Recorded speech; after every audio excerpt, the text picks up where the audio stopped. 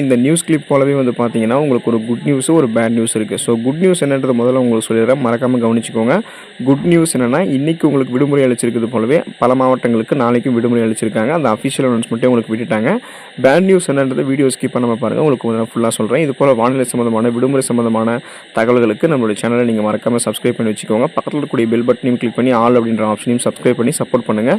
Click பண்ணி bell பட்டனை support பண்ணுங்கள். அதே போல் வந்து பார்த்தீங்கன்னா கீழே வந்து டிஸ்கிரிப்ஷனில் லிங்க் இருக்கும், வாட்ஸ்அப் சேனல் லிங்க் இருக்கும், அதை ஜாயின் பண்ணிக்கோங்க. எல்லா அப்டேட்ஸும் உங்களுக்கு வந்து சேரும். வாங்க இப்போ வீடியோக்குள்ளே போயிடலாம்.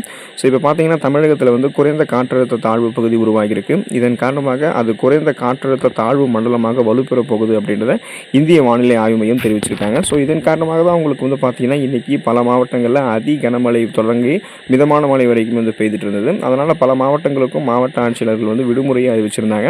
ஸோ அந்த வகையில் பார்த்தீங்கன்னா நமக்கு ஒரு டிஸ்ட்ரிக்ட் வந்து பார்த்தீங்கன்னா உங்களுக்கு விடுமுறையை அனௌன்ஸ் பண்ணிட்டாங்க, அஃபிஷியல் அனௌன்ஸ்மெண்ட்டே பண்ணிட்டாங்க. தருமபுரி மாவட்டங்களில் பள்ளி மற்றும் கல்லூரிகளுக்கு வந்து பார்த்தீங்கன்னா நாளை உங்களுக்கு விடுமுறை அளிச்சிருக்காங்க. அதாவது 23ஆம் தேதி நாளை வந்து பார்த்தீங்கன்னா உங்களுக்கு தருமபுரி மாவட்டங்களுக்கு பள்ளி மற்றும் கல்லூரிகளுக்கு விடுமுறை அளிச்சிருக்காங்க. அந்த மாவட்ட ஆட்சியர் வந்து பார்த்தீங்கன்னா ஸோ அஃபிஷியலாகவே அனௌன்ஸ்மெண்ட் வந்து பிறப்பிச்சிருக்காங்க. அண்ட் தருமபுரி மாவட்டத்துக்கு விடுமுறை அளித்தது போலவே இன்னும் பல மாவட்டங்களில் விடுமுறை அளிக்கிறதுக்கு என்னென்ன மாவட்டங்களுக்கு வாய்ப்பு இருக்குன்னு பார்த்தீங்கன்னா அதுக்கு நம்ம முதல்ல எங்கெங்கெல்லாம் ரெட் அலர்ட் ஆரஞ்சு அலர்ட் எல்லாம் கொடுத்துருக்காங்க, மிக கனமழைக்கான எச்சரிக்கை கொடுத்துருக்காங்கன்றதை பார்க்கணும்.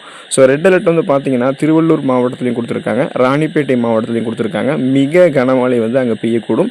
இந்த திருவள்ளூர் ராணிப்பேட்டை மாவட்டத்தில் அதிகபட்சமாக உங்களுக்கு விடுமுறை அளிக்கிறதுக்கு பாசிபிலிட்டிஸ் இருக்குது. ஸோ நம்ம அஃபிஷியல் அனௌன்ஸ்மெண்ட்டுக்கு வெயிட் பண்ணணும்.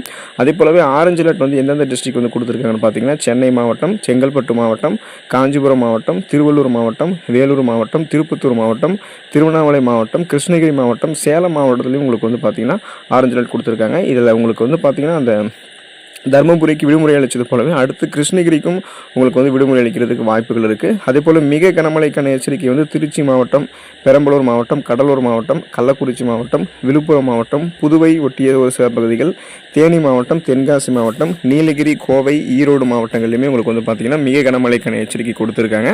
ஸோ இப்போ நான் சொல்லியிருக்கக்கூடிய இந்த மாவட்டங்களில் மிக கனமழை, அதி கனமழை, இன்னும் பார்த்திங்கன்னா பரவலான பல இடங்களில் வந்து மழை பெய்து கொண்டு தான் இருக்குது. இந்த மழைகளினுடைய நிலவரம் குறித்து உங்களுக்கு வந்து பார்த்திங்கன்னா தொடர்ந்து மாவட்ட ஆட்சியர்கள் கண்காணித்து மழை தீவிரம் அதிகமாக இருக்கக்கூடிய பட்சத்தில் இப்போ சொல்லக்கூடிய இந்த எல்லா இடத்துலையுமே உங்களுக்கு விடுமுறையை உங்களுக்கு அஃபிஷியலாகவே அனௌன்ஸ்மெண்ட் பண்ணுறதுக்கு சான்சஸ் அதிகமாகவே இருக்குது.